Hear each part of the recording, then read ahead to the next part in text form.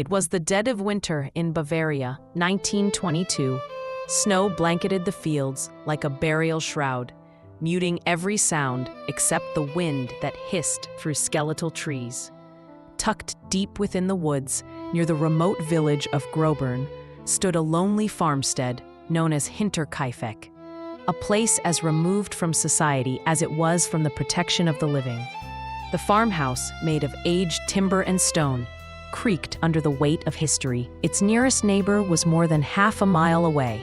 The silence out there wasn't peaceful, it was oppressive, like the land itself was holding its breath. Inside, Andreas Gruber, the gruff, elderly patriarch, ran the farm with iron fists and few words. He lived there with his wife, Kazilia, their widowed daughter, Victoria, Victoria's two children, Tazilia Jr., just 7 years old, and baby Josef, and the family maid, Maria Baumgartner, who had just started working at the property that very day. But Hinterkaifeck was not just secluded, it was wrong. Locals whispered that something wasn't quite right about the Gruber family. They said Andreas was cruel, that strange things happened on the land. Lights in the woods at night, figures in the fog. And just days before the massacre, Andreas himself had complained to neighbors that he'd seen footprints in the snow leading to the house, but none leading away. Tools disappeared. Keys went missing. The attic echoed with footsteps when no one was up there. The family dog barked at shadows and then whimpered without reason. And then came March 31st, the last day anyone would see the family alive. 6 people would die that night, their lives extinguished with a pickaxe. Yet no one heard a scream. No one saw a soul leave the house. And the killer may have stayed. But before we get to the blood and horror, we begin here with the cold stillness of Hinterkaifeck Farm, a place whose very walls seem to whisper that something was watching, waiting. The wind howled over Hinterkaifeck Farm as night fell on March 31st, 1922. The forest groaned around the house, but inside, a strange calm had settled. From the outside, nothing seemed amiss. A soft orange glow flickered from the window, perhaps a lamp still burning. The livestock stirred in their pens. The family dog growled low once or twice, and then went silent. But inside that house, something was very, very wrong. One by one, members of the Gruber household were lured, or perhaps forced, into the barn. There, hidden under hay, their bodies would be discovered days later. Andreas, Kazilia Sr., Victoria, and little Kazilia Jr., each of them brutally murdered with a pickaxe. No screams, no signs of a struggle, just death, swift, silent, and unseen. But the horror didn't end in the barn. Inside the house, in her very first night working at Hinterkaifeck, Maria Baumgartner, the new maid, was killed in her bed. Baby Joseph, barely 2 years old, was murdered in his cradle, his tiny body left in the shadows of his mother's room. He had no chance. And yet, the most chilling part wasn't the brutality. It was what came after. In the days that followed, locals passed by the farm. Some thought it strange the chimney still smoked. The dog was tied up, barking again. Smoke rose from the stove. Animals were fed.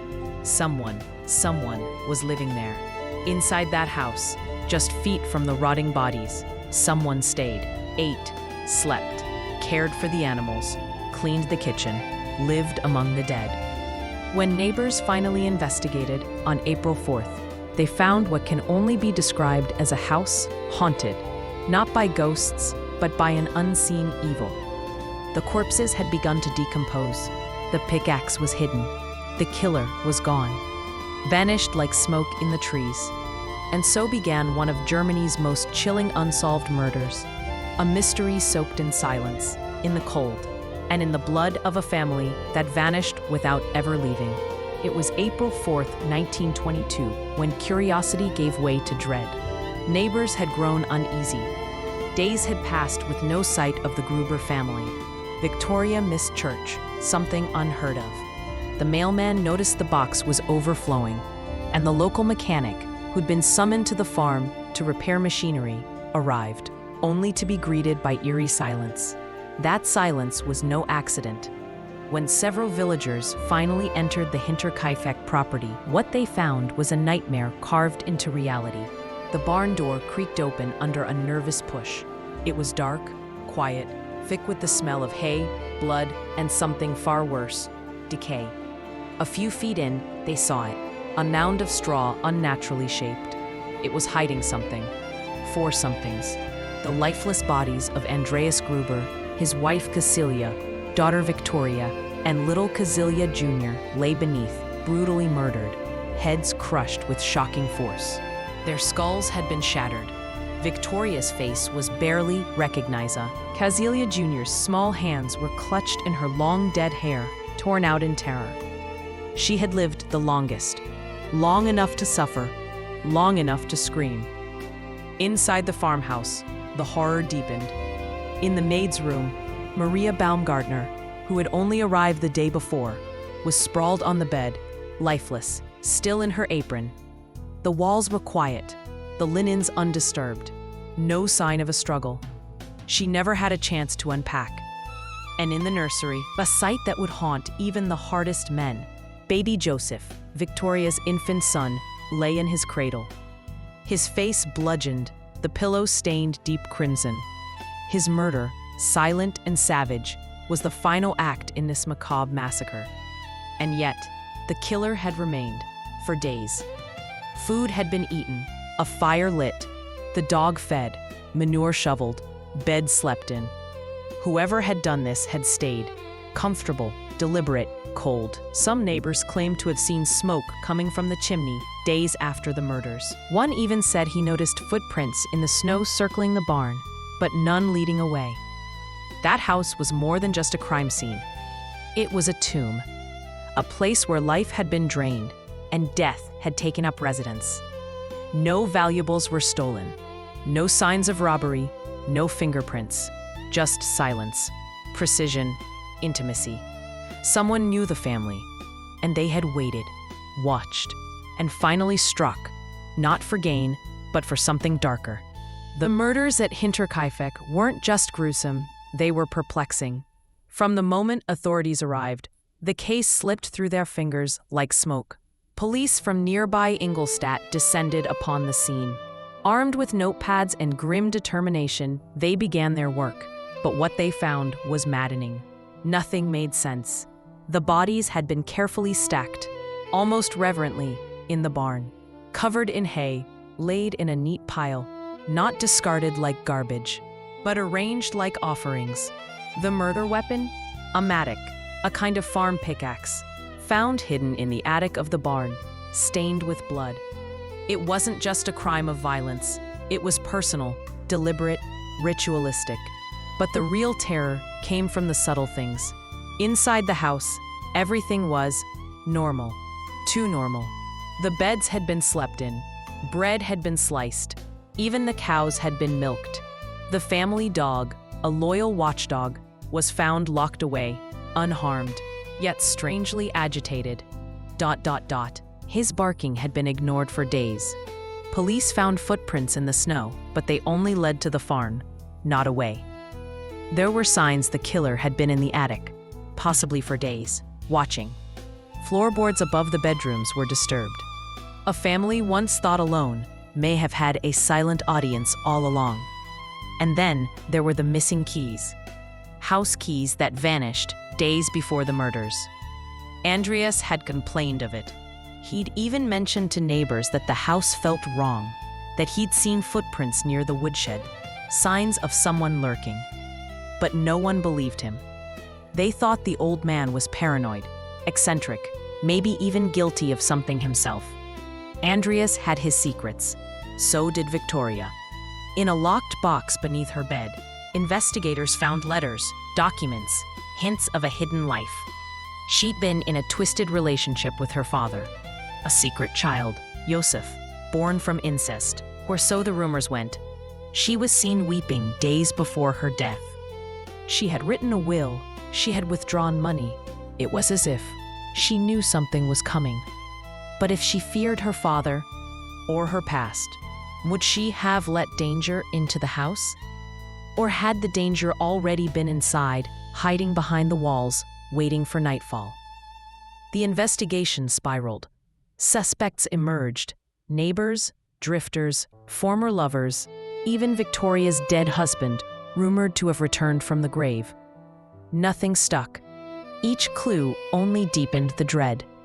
The police were chasing shadows.